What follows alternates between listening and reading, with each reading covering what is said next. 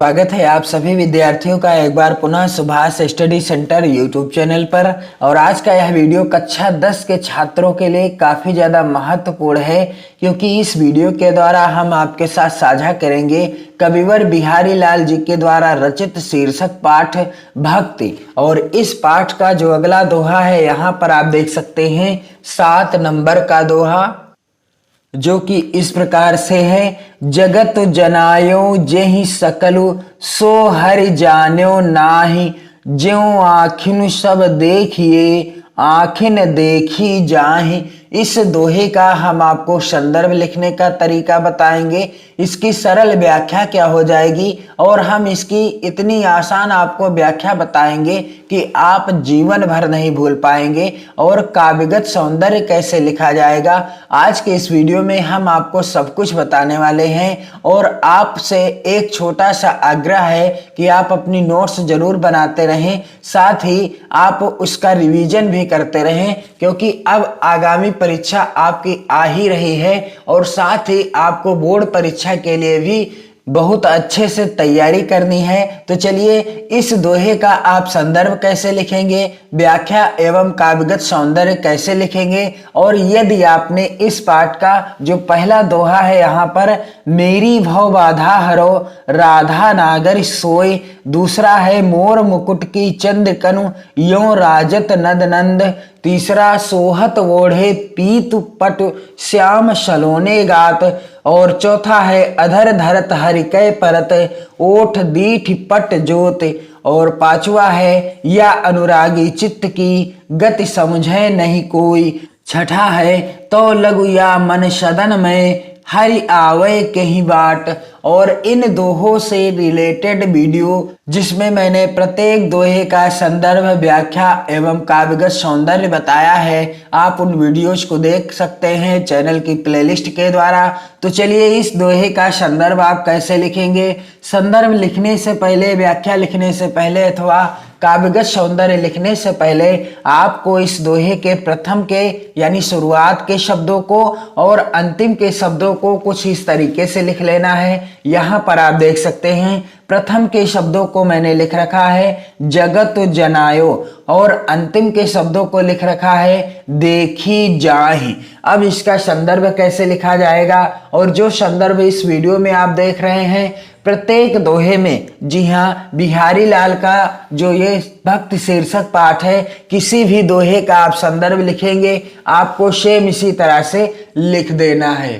प्रस्तुत दोहा हमारी पाठ्य पुस्तक हिंदी के काव्य खंड में संकलित भक्ति शीर्षक पाठ से उद्धृत है, जिसके रचयिता कविवर बिहारी लाल जी हैं। प्रस्तुत दोहा हमारी पाठ्य पुस्तक हिंदी के काव्य खंड में संकलित भक्ति शीर्षक पाठ से उद्धृत है, जिसके रचयिता कौन है, कविवर बिहारी लाल जी हैं। और आप ध्यान देंगे संदर्भ लिखते समय प्रस्तुत दोहा हमारी पाठ्य पुस्तक हिंदी आपको ब्लैक पेन से लिखना है कि काव्य खंड में संकलित भक्ति शीर्षक पाठ, भक्ति शीर्षक पाठ भी आपको ब्लैक पेन से लिखना है, और साथ ही जिसके रचयिता बिहारी लाल जी हैं, कवि अथवा रचयिता का नाम आपको ब्लैक पेन से ही लिखना है। और साथ ही आपको मैं जानकारी दे दूं कि बिहारी लाल को रीतकाल का महान कवि माना जाता है, और इनकी एकमात्र रचना थी जिसका नाम था क्या, बिहारी सतसई, जिसमें कुल 719 दोहे हैं। कितने दोहे हैं, 719 दोहे हैं। और उन्हीं दोहों में से एक ये भी दोहा है जिसकी मैं आपको सरल व्याख्या बताऊंगा, और ऐसी व्याख्या बताऊंगा कि आप जीवन भर नहीं भूल पाएंगे। तो संदर्भ लिखने का तरीका मैंने आपको बता दिया कि प्रस्तुत दोहा हमारी पाठ्य पुस्तक हिंदी के काव्य खंड में संकलित भक्ति शीर्षक पाठ से उद्धृत है, जिसके रचयिता कौन है, बिहारी लाल जी हैं। तो चलिए इसकी व्याख्या मैं आपको आसान तरीके से बता दूं ताकि आपको व्याख्या रटना न पड़े। जगतु जनायो जेहि सकलु सो हरि जान्यो नाही, ज्यों आखिनु सब देखिए आँख न देखी जाहि। कविवर बिहारी लाल जी कहते हैं कि जिस ईश्वर ने तुम्हें समस्त संसार का ज्ञान कराया है, अर्थात समस्त संसार के बारे में बताया है, उसी ईश्वर को तुम नहीं जान पाए। जैसे आंखों से सब कुछ देखा जा सकता है, परंतु आंखें स्वयं अपने को नहीं देख सकती, अर्थात जगत जनायो जेहि सकलु। जिस ईश्वर ने, जिस परम पिता परमात्मा ने तुम्हें समस्त संसार के बारे में जनाया है या समस्त संसार के बारे में ज्ञान कराया है, जगत जनायो जेहि सकलु।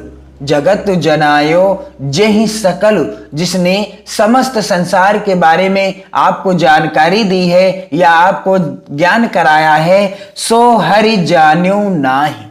सो हरि जान्यो नाहि, और उसी ईश्वर को तुम नहीं जान पाए। सो हरि जान्यो नाहि, जिस ईश्वर ने तुम्हें समस्त संसार का ज्ञान कराया है, उस ईश्वर को ही तुम नहीं जान पाए। जैसे ज्यों आँखिन सब देखिए आँख न देखी जाहि। जिस प्रकार से आंखों से सब कुछ देखा जा सकता है, ज्यों आँखिन सब देखिए, आंखों से सब कुछ देखा जा सकता है, आँखिन देखी जाहि, परंतु आंखें स्वयं अपने को नहीं देख सकती। जिस प्रकार से आंखों से हम सब कुछ देख सकते हैं, परंतु आंखें स्वयं अपने आप को कभी नहीं देख सकती, ठीक उसी प्रकार से जिस प्रकार से ईश्वर ने तुम्हें सब कुछ बताया है, यानी इस संसार की समस्त जानकारी दी है, इस संसार के बारे में सब कुछ जानकारी दे दी है, सारा ज्ञान दे दिया है, परंतु तुम उसी ईश्वर को नहीं जान पाए। और इसकी व्याख्या आप कैसे लिखेंगे? बिल्कुल आसान सी व्याख्या है, आपको रटना नहीं पड़ेगा, यह मेरा आपसे वादा है। आप नोट्स जरूर बनाते रहें और अपनी तैयारी को विधिवत ढंग से करते रहें, क्योंकि आपकी आगामी परीक्षा आ ही रही है और इसके बाद आपकी बोर्ड परीक्षा होने ही वाली है, और आप बोर्ड परीक्षा की बेहतर तैयारी करते रहें। आपको यहाँ पर प्रत्येक चैप्टर से रिलेटेड वीडियो मिल जाएंगे, आप चैप्टर वाइज वीडियो देख सकते हैं, कहीं पर कुछ भी छूटा हुआ नहीं है। आप वीडियो देखकर अपनी बोर्ड परीक्षा की बेहतर तैयारी कर सकते हैं। तो इस दोहे की व्याख्या आप कैसे लिखेंगे? जगत जनायो जेहि सकलु, सो हरि जान्यो नाहि। ज्यों आँखिन सब देखिए आँख न देखी जाहि। क्या हो जाएगी व्याख्या? इस तरीके से आपको व्याख्या हेडिंग डालनी है और क्या लिखना है?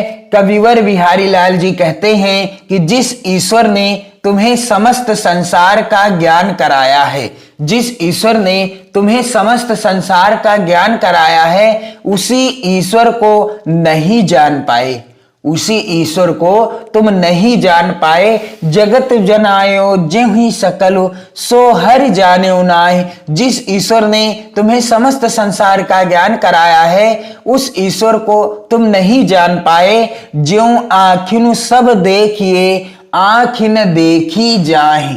क्या हो जाएगी व्याख्या? ज्यों आँखिन सब देखिए आँख न देखी जाहि। जैसे आँखों से सब कुछ देखा जा सकता है, आँखों से सब कुछ देखा जा सकता है, परंतु आँखें स्वयं अपने को नहीं देख सकती। आंखों से आप सब कुछ देख सकते हैं, परंतु कभी भी आंखें स्वयं अपने आप को नहीं देख सकती। तो कुछ इस तरीके से हो जाएगी इस दोहे की सरल व्याख्या। जगत जनायो जेहि सकलु, सो हरि जान्यो नाहि।